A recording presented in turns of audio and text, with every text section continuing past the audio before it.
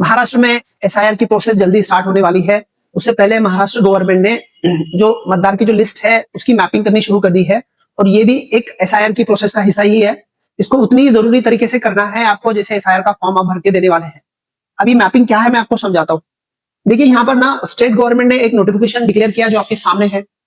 इस नोटिफिकेशन के हिसाब से गवर्नमेंट ने पहले से ही बीएलओ को अपॉइंट करके रखा है। अब ये बीएलओ कौन रहेंगे? आपके करीबी जो प्राइमरी टीचर है, तो वो ये सारे बीएलओ होंगे और वो ये सारा काम देखने वाले हैं या देख रहे हैं।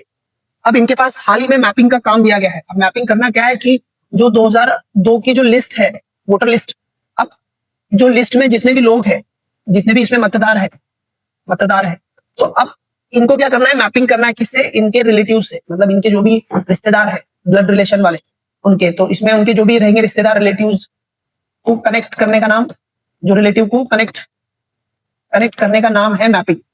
मान लो एक इंसान है, ये ए, इसका 2002 की लिस्ट में इसका नाम है।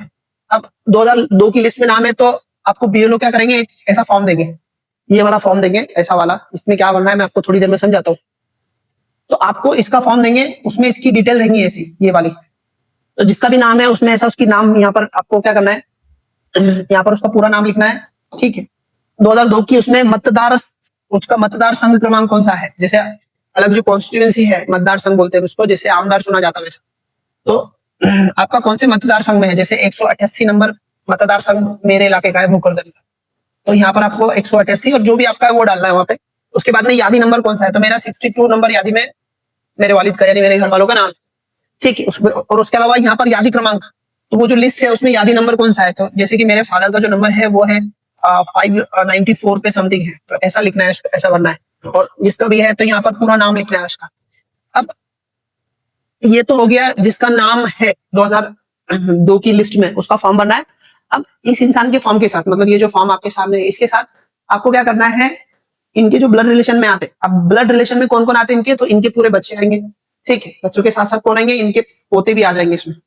तो पूरे ब्लड रिलेशन वाले आपको जोड़ना है इसमें, ठीक है। तो आपको क्या करना है, ये फॉर्म भरना है ऐसा, और इसके साथ इलेक्शन कार्ड जोड़ने हैं। घर के फैमिली में इनकी जितने भी बच्चे हैं या फिर जितने भी पोते हैं तो उनके नाम जोड़ने। देखो यहाँ पे खुद लिखा है कि आई वडील, आजी, आजोबा, इसमें से किसी एक का।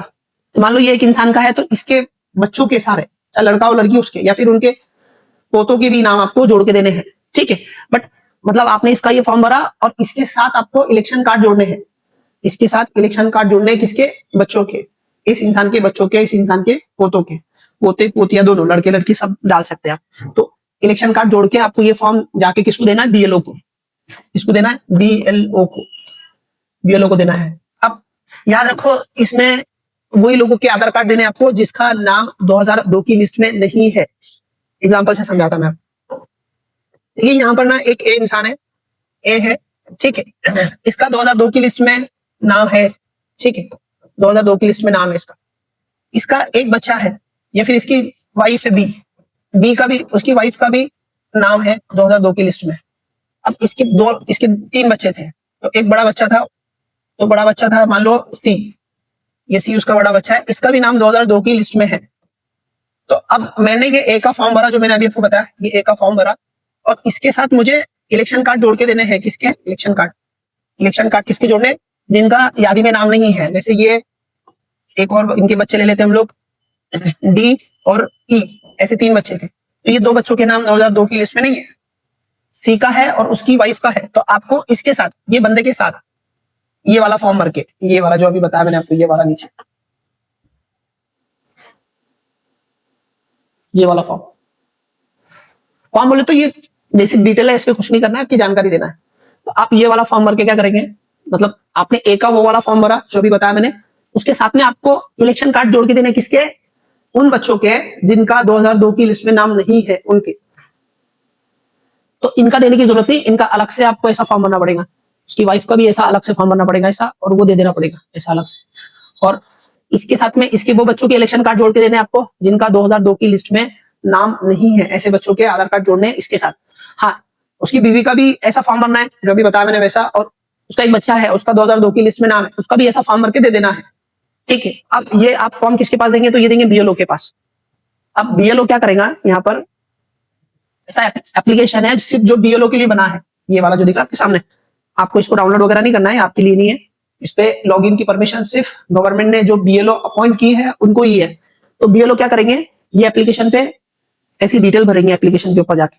तो ये यहाँ क्या करेंगे, वो जो 2002 की लिस्ट में जो इलेक्टेड बंदा है उसकी जो नाम है यादी है, उसको मैपिंग करेंगे किसके साथ, उसकी उसके जो बच्चे हैं उनके साथ। उसको प्रोजेनी बोल के टैब में नाम आता, मतलब उसके ब्लड रिलेटिव आते, तो उनके साथ मैपिंग करेंगे, उसको कनेक्ट करेंगे। अब ये कनेक्ट करके हुआ क्या, मतलब ये मैपिंग करके हुआ क्या कि जब एक्चुअल में प्रोसेस शुरू होंगी एसआईआर की, तो बहुत सारी सिंपलिसिटी रहेगी, बहुत आसानी से बहुत सारे लोगों का नाम इंक्लूड हो जाएगा में एसआईआर की लिस्ट में हो जाएगा। बाहर रहने वाले चांसेस बहुत कम बच जाएंगे। बहुत कम लोग रहेंगे जिनका 2002 की लिस्ट में कोई रिश्तेदार नहीं है या फिर उनका खुद का नाम ही, ऐसे बहुत कम लोग रह जाएंगे। तो उनको अपने डॉक्यूमेंट देने होंगे। ये लोगों को मैपिंग करने के बाद में एकदम प्रोसेस आसान होगी और आपका जो नाम है वो बरकरार रहेगा। तो इसलिए एक बार और बता रहा हूं मैं आपको कि मैपिंग करना बहुत जरूरी है। आप मैपिंग करने के लिए, देखिए आपके पास, आप गांव में रहते होंगे, तो गांव में रहते होंगे तो आपके प्राइमरी स्कूल के टीचर के पास जाइए, वो वहां पर आपके बीएलओ बोल के अपॉइंट होंगे कोई ना कोई, तो उनके पास जाइए, वो आपको ऐसा फॉर्म देंगे बेसिक्स, या फिर आप खुद लेके जाइए जेरॉक्स करके इसको, और जो मैंने कहा वो जानकारी जोड़ के दीजिए। अगर आप शहर में रहते होंगे तो शहर में आपके मतदार संघ जो भी है या जो भी आपका आसपास का ये तहसील का ऑफिस है, वहां जाइए, वहां पे आपको मालूम पड़ेगा कि आपका बीएलओ कौन है, और आपके बीएलओ से जाके मिली है, और ये मैपिंग की जो प्रोसेस है ना, इसको कंप्लीट कीजिए। ये बहुत जरूरी है, इसको अवॉइड नहीं करने का है। और सबसे इंपॉर्टेंट, आपको कुछ भी प्रॉब्लम है तो आप कमेंट करके बताइए, मैं पर्सनली कमेंट का जवाब देने की कोशिश कर रहा हूँ। और दूसरा कि बने रहिए साथ, हम लोग ना ये एसआईआर की पूरी प्रोसेस के अंदर में जो भी दिक्कतें आएंगी या जो भी टेक्निकल डिटेल रहेगी, वो सारी चीजें मैं आपको बताने की कोशिश करूंगा। ठीक है, मिलते हैं नेक्स्ट वीडियो में, तब तक ले जाओ, बाय बाय।